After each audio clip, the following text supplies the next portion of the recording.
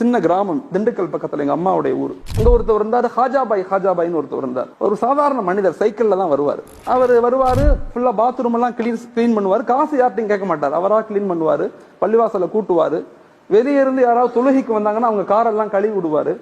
யாராவது கொடுத்தா வாங்கிக்குவார், யார்ட்டையும் கேட்க மாட்டார் அவர். ஆனா என்ன சொல்லுவார், யார் முசாவா பண்ணாலும் எல்லாத்துக்கும் முசாவா பண்ணுவாரு. நான் ஹஜ்ஜுக்கு போறேன் துவா செய்யும்பார். நான் ஹஜ்ஜுக்கு போறேன் துவா செய்யுங்க எப்படி சொல்லுவார். அப்ப நாங்கெல்லாம் சின்ன பசங்கள்லாம் அவரை கேலி பண்ணுவோம். ஹஜாபாய் எப்ப ஹஜ்ஜுக்கு போறீங்க, எப்ப பாஸ்போர்ட்லாம் எப்ப இந்த வந்துடும், அடுத்த வாரம் பாஸ்போர்ட் வந்துடும், அடுத்த வாரம் டிக்கெட்லாம் வந்து போயிடுவேன் அப்படின்னு சொல்லுவார். எப்ப கேட்டாலும் இதான் சொல்லுவார். நான் அப்புறம் ஓதி எல்லாம் முடிச்சு பெரிய பிள்ளை ஆயிட்டேன். பட்டம் எல்லாம் வாங்கின பிறகு நான் ஊருக்கு போறேன். ஊருக்கு போய் பள்ளி முத்தவல்லியை சந்திக்கும் போது யதார்த்தமா கேட்கிறேன், முத்தவல்லி சாப் ஹாஜாபாயை காணாம எங்கன்னு கேட்டேன். ஹாஜாபாயை காணன்னு அவர் அழுதார், முத்தவல்லி அழுதாரு. நான் கேட்டேன், ஏன் ஹாஜியார் அழுகுறீங்கன்னு கேட்டேன். மொரானா ஹாஜாபாய் மௌத்தா போயிட்டாரு அப்படின்னு சொன்னார். அங்க பெரிய ஷாக்கெல்லாம் இல்ல, மௌத்தா போயிட்டாருன்னா மௌத்தா போதானே செய்வாங்க, மௌத்தா ஆயிட்டா அப்படியா, அதுக்கே அழுகுறீங்கன்னு கேட்டேன். கேட்டு சொன்னாரு, மொரானா எங்க மௌத்தானாரு தெரியுமா, மக்கால போய் மௌத்தா போனாரு. எங்க மௌத்தானாரு, காபால போய் மௌத்தா இருக்கு. எனக்கு ரொம்ப ஷாக், எப்படி ஹாஜியார் அப்படின்னு கேட்டேன். மொரானா தொழுகைக்கு ரோட்டு மேல அந்த பள்ளி இருக்கும், மக்கள் எல்லாம் தொழுகைக்கு வருவான் காரை நிப்பாட்டிட்டு. ஒரு ஆள் தொழுகைக்கு வந்திருக்காரு, காரை நிப்பாட்டு தொழுகைக்கு வந்திருக்காரு.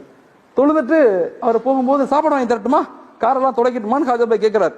அதெல்லாம் ஒண்ணும் வேணாம், நான் போறேன்.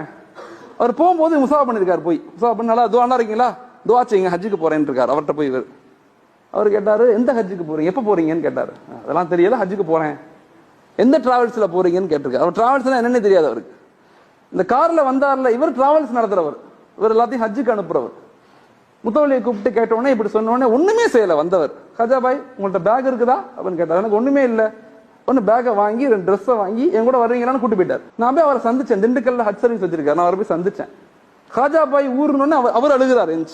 நான் ஆயிரக்கணக்கான பேர்த்து ஹஜ்ஜுக்கு கூட்டு போயிருக்கிறேன், இவரை மாதிரி ஒரு மனிதரை நான் பார்த்ததில்லை. எல்லாம் முடிஞ்ச பிறகு லுஹருடைய தொழுகை காபாக்கு வர்றோம், தொழுகிறோம், சஜிதாலே மௌத்தா போயிட்டார். எவ்வளவு பெரிய வாய்ப்பு, அவர்கிட்ட ஒண்ணுமே இல்லை, ஓட்ட சைக்கிள் மட்டும்தான் இருந்துச்சு. ஆனா அல்லாஹ் அவரை எங்க கொண்டு போயிட்டான். சில பேர் 50 உம்ரா செய்யறோம், 50 உம்ரா மௌத் அங்க ஆகணும்னு, மௌத்து கிடைக்கல, இங்க வந்து மௌத் ஆகும்.